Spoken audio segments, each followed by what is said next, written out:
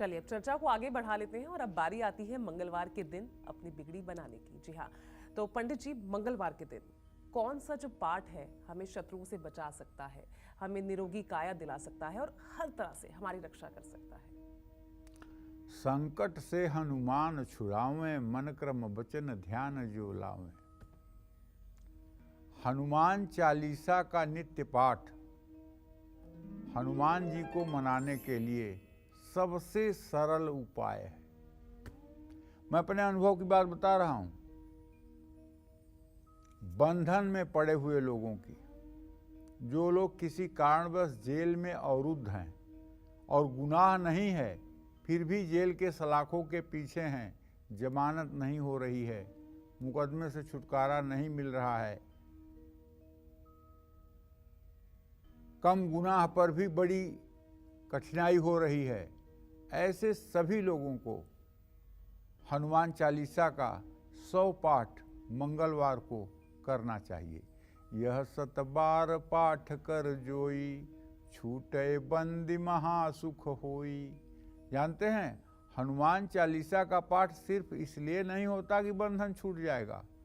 हनुमान चालीसा का 100 पाठ इसलिए भी करना चाहिए कि अगर आपका कोई बच्चा या परिवार का कोई सदस्य लापता हो गया है या रूठ कर घर से चला गया है और उसका आपको पता नहीं चल रहा है, तब भी आप अगर हनुमान मंदिर में बैठ करके 7 दिन लगातार हनुमान चालीसा के 100 पाठ करिए और घी का दिया जला करके हनुमान जी को सिंदूर और चमेली के तेल का चोला का लेप करवा करके, हनुमान जी को लाल फूलों की माला चढ़ा करके और लड्डू तुलसी का प्रसाद चढ़ा करके, तो निश्चित रूप से रूठा हुआ व्यक्ति, गायब हुआ व्यक्ति, लापता व्यक्ति, उसका भी पता चल जाएगा। शारीरिक अगर कमजोरी है, नासै रोग मिटे सब पीरा, जो सुमिरे हनुमत बलबीरा। तो अगर शारीरिक कमजोरी है तो शारीरिक कमजोरियों से भी हनुमान जी मुक्ति प्रदान करते हैं। मंगल से संबंधित जितने भी रोग हैं, चाहे वो डायबिटीज हो, चाहे वो शुगर हो, चाहे वो ब्लड प्रेशर हो, ये सब, चाहे माइग्रेन की शिकायत हो, ये सब मंगल के प्रभावित रोग हैं। मैं ये तो नहीं कहता हूँ कि हनुमान चालीसा पढ़ने से आपका शुगर खत्म हो जाएगा, ये तो नहीं कहता हूँ कि ब्लड प्रेशर खत्म हो जाएगा, लेकिन अगर सचमुच में आप 10 पाठ रोज हनुमान चालीसा का करने लगें और हनुमान मंदिर में या पीपल के नीचे बैठकर करने लगें, तो आपका शुगर कंट्रोल रहेगा, आपका ब्लड प्रेशर कंट्रोल रहेगा, थोड़ी सी दवाइयाँ आपके लिए चमत्कार बन जाएंगी और आपका संयम नियम आपको स्वस्थ रखेगा, आप चिरंजीवी दीर्घायु जीवन जिएंगे। मंगलवार और रविवार को पुरुषों को चाहिए, महिलाओं को चाहिए कि ब्रह्मचर्य का पालन करें। हनुमान जी की उपासना मंगलवार को की जाती है, तो मंगलवार के दिन तो पूर्ण रूपेण ब्रह्मचर्य का पालन होना चाहिए। सुबह और शाम हनुमान चालीसा का पाठ करने से कानूनी मामलों में राहत मिलती है। संकट से हनुमान छुड़ावें, मन क्रम वचन ध्यान जो लावें।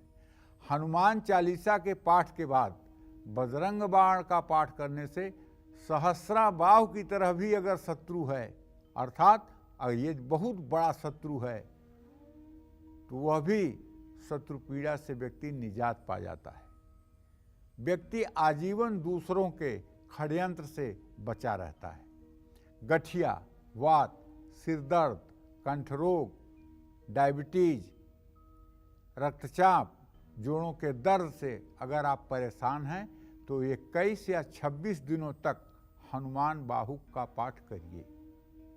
जिनके शरीर में गिल्टियां निकल आई हैं या जिनके शरीर में कोई ऐसा घाव हो गया है या फोड़े फुंसियां निकलती हैं या चमड़ी फट जाती है, वहाँ से एक्जिमा की शिकायत है, तो आपको मंगलवार और शनिवार दोनों दिन हनुमान मंदिर जाकर के 10-10 पाठ हनुमान चालीसा के करने चाहिए और 10-10 पाठ हनुमान बाहु के करने चाहिए। गोस्वामी तुलसीदास जी को एक बार पूरे शरीर में फोड़ा फुंसी हो गया। और वो ठीक ही नहीं हो रहा था। हनुमान जी सिद्ध थे। गोस्वामी तुलसीदास को जितनी रामचरितमानस की रचना तुलसीदास जी ने की है, कहा जाता है कि हनुमान जी ने सब कुछ बताया है उन्हें कि इस तरह से आपको करना चाहिए। इसका प्रमाण है चित्रकूट के घाट पर भई संतन कई भीर, तुलसीदास चंदन घिसें तिलक देहि रघुवीर। यह हनुमान जी के वाक्य है।